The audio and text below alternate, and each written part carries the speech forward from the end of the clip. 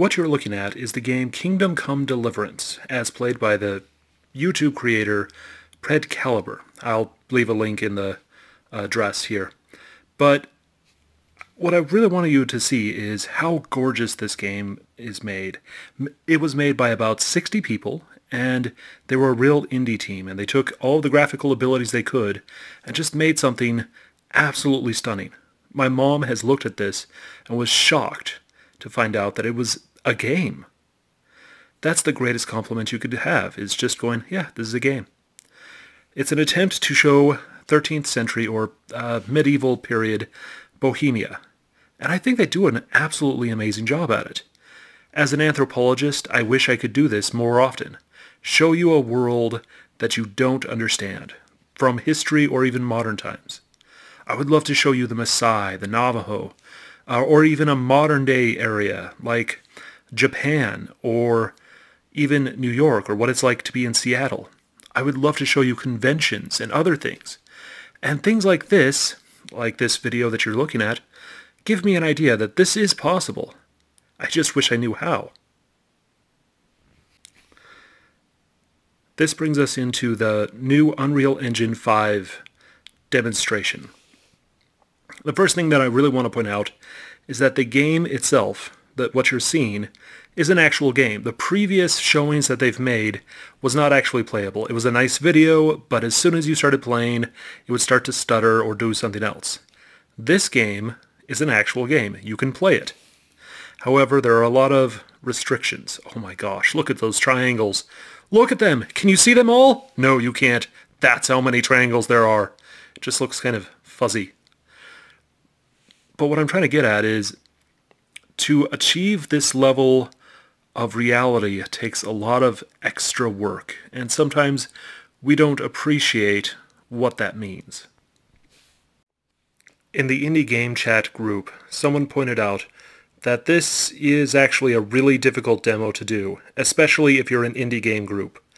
Instead, what you really ought to do is just work with the engine you've got. If you were to try to transfer, you would be spending a lot of money and not getting the same results, because the people who made this demo, or this playable demonstration, really knew their engine. They made it. They know how it works, and they know how to make it look good. Once again, the game looks gorgeous. Look at it. Look at that lighting. Look at how everything is working. This is almost movie-level abilities. But then you start to see control, a linearity. If you haven't thought about it, she only starts climbing where there's paint. She's not going to go anywhere else. Why? Because that's the only place she can climb. Once again, check out the lighting here. Gorgeous. They even worked really hard to get the bugs to move around on their own. But there's also something else. This game is linear. It's very from point A to point B and no exploring in the middle. This is really difficult to explain, but a lot of games have been doing this since around the PS3 era, or even earlier. Games look amazing, but the reality is it's just a straight line, or from point A to point B.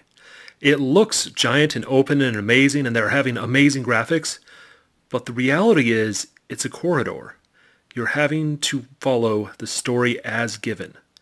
And that really frustrates me, because I want to show you, and I want to play the Kingdom Comes of the world. And instead, they're giving me... Games take a long time to play, and if the engine is demanding so many graphics, it becomes a real slosh. People hire out hundreds of people, experts in their field, for each and every single step of the way. Level editors begin to diversify to the point that we have to have like 15 to 20 specialists for level design. Not for separate levels, but a single level, because each person has to make a different part. It becomes really frustrating to watch, as brilliant people are forced to make events, essentially corridor shooters. And the game creator thinks he's really smart by showing off the graphics and the story and having these cool little elements. But ultimately, the game isn't good enough.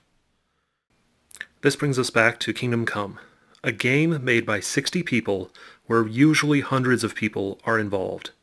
It's gorgeous, people enjoy it, and if we were being honest, it's exactly what I was talking about. An open world that you got to explore and enjoy the experience of playing instead of somebody else's desire to show you how cool their graphics are. Is the game graphically amazing? Yes, absolutely. There's no doubt there. But it lets you play the game on your own terms. And that's difficult to explain to a game designer. So ultimately, yeah, I really like this game, or this demo.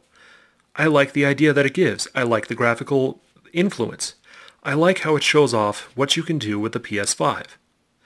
However, I'm worried. I'm worried that games are going to become linear again, like they always do.